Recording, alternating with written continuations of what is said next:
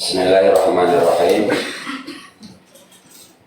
Saya mulai hilang sebenarnya materinya karena dari tadi saya nyimak si bapak yang ini cuek, sibuk dengan handphonenya ini.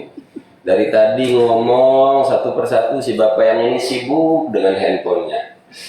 Ya sudah, ada apa-apa. Biasanya saya ngelihat itu di media doang ya. Bentar Pak, Bapak tahu nggak yang saya sibuki apa? Nggak tahu ya. Saya koordinasi beasiswa buat adiknya ini. Ya saya juga nggak ngomong isinya apa, kok sibuk doang kan, benar kan? Nah, kan jangan juga kita underestimate. Kami di sini terbiasa menerima aspirasi kok. Ya minimal sekarang tolong dengarkan ini bapak-bapak yang terhormat. Karena kita ini posisi pada posisi terzalimi, tapi di framing seolah-olah kita ini anti investasi, menghalangi pembangunan dan lain sebagainya. Sampailah berkaitan dengan pagar laut. Kebetulan di sebelah saya ini Kang Saipi ya. Kang Saipi ini orang yang membongkar pelaku pagar laut di bawah, Bu. Itu efeknya sampai dikeroyok, Bu. Jadi ini apa ya? Berkaitan semua. Ketika Kang Saipi ini membongkar pelaku pagar laut karena waktu itu ikut hadir, apa yang terjadi, Bu? Dikeroyok. Lapor ke Polres Serang, sampai sekarang belum tertangkap pelakunya, Bu. Anaknya Kades. Satu lagi rekan kita juga tanahnya diseropot, dilaporin di Polres Tangerang. Ini mohon maaf, Polres Serang, Polres Tangerang saya harus sebutkan. Belum juga dipanggil. Mahesa menyebut salah seorang tokoh Kiai NU sebagai pendukung PIK. Itu langsung dipanggil di Polda. Saya, Bu, jedanya nggak nyampe sebulan. Pelaku pengeroyokan sampai sekarang belum tertangkap. Yang nyerobot tanah belum tertangkap, yang ditangani di Polres Tangerang.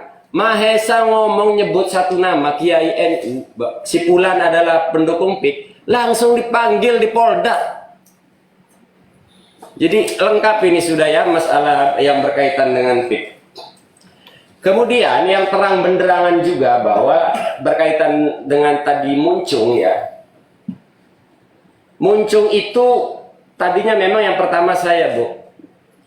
Jadi awalnya sungai itu sejauh hampir 3 km diuruk. Lalu saya mengedukasi warga untuk bersuara, untuk speak up. Akhirnya turunlah Kang Khalid, rekan-rekan dan yang lainnya. Akhirnya sungai itu dibongkar. Nah, dibongkarnya sungai Muncung, Kronjo, itu sebenarnya menjadi bukti bahwa perbuatan PIK itu salah, Bu.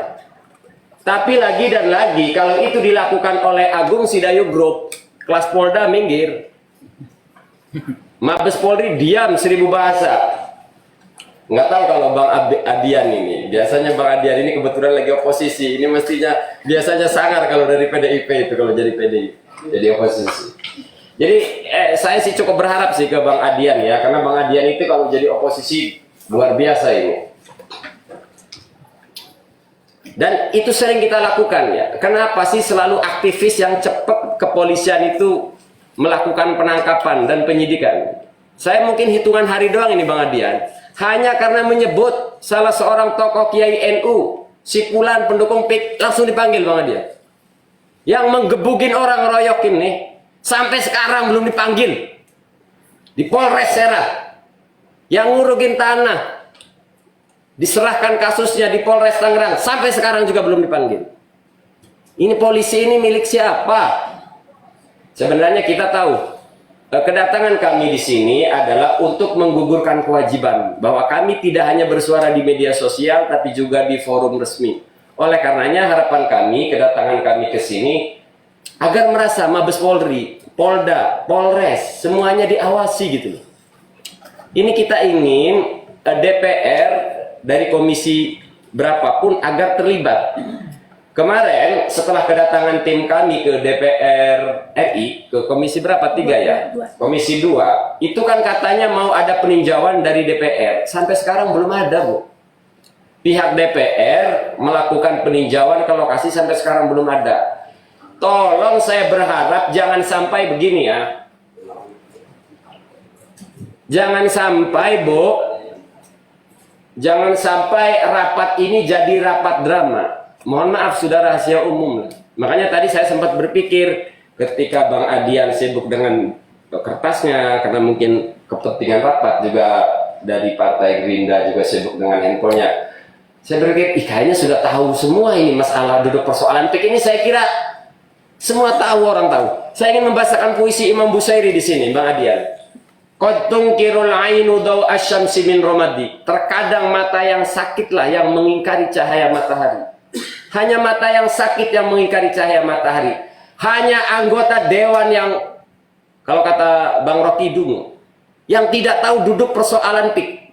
Hanya pejabat yang dungu. Kalau bahasa Maesa, hanya pejabat yang plongo, yang pura-pura tidak melihat kezoliman PIK.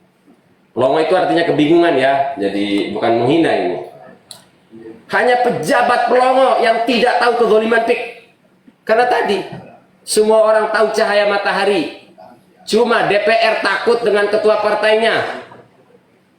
Kombes takut dengan jenderal bintang 7-nya.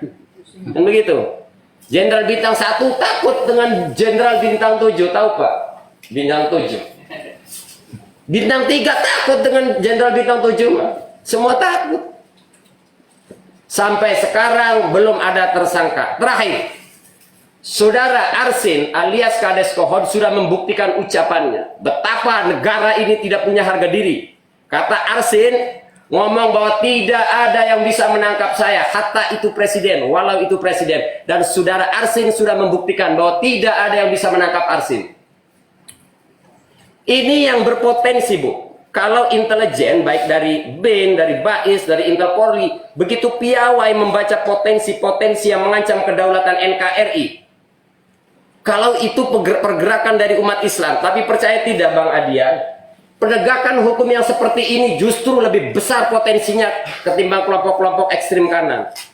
Penegakan hukum yang tidak sesuai dengan konstitusi lebih berpotensi mengancam kedaulatan NKRI ketimbang kelompok ekstrim kanan. Tak perlu saya nyebutin merek di sini. Kenapa? Karena rakyat akan menemukan titik jenuh. Kalau begitu kita aja rakyat yang mengadili. Kok polisi nggak terlihat kerja gitu loh. Dalam hal ini kita harus akui ya, memang kekesalan rakyat kepada anggota dewan itu tidak seberapa. Jujur Bu, kekesalan kami, kezoliman ini yang terjadi, kezoliman ini dari tingkat kelurahan, kepala desa dan BPN.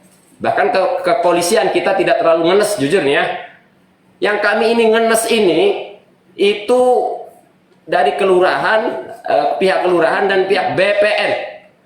Bawaannya kita itu kalau ngelihat orang BPN itu bawaannya pengen apa? Jujur Bu. Saya Saifuddin, perkenalkan nama saya Saifuddin, imam besar Mbruter, dan warga negara Republik Indonesia, dan saya berbangsa Banten. Tiap malam apa mimpi kami Bu? Ngegorokin leher-leher oknum kadis itu Bu. Ngegorokin, mimpi kami, ngegorokin leher oknum-oknum anggota BPN. Sudah muak Bu. Kita melihat anggota dewan, DPRD tak berdaya, sampai DPR RI tak berdaya, kepolisian pun tak berkutik. Jadi bukan isu negara dalam negara itu sekarang sudah terjadi. Saudara Aguan itu sudah menguasai negara ini. Mau diserahkan tak? Negara ini sudah komplit. Ada legislatif, ada eksekutif, ada yudikatif. Tak berdaya ngadepin satu Aguan. Tak apa Bang Adian, serahkan kami ke rakyat Banten. Bangsa Banten cukup 2 jam beresin oligarki. Sekian, terima kasih.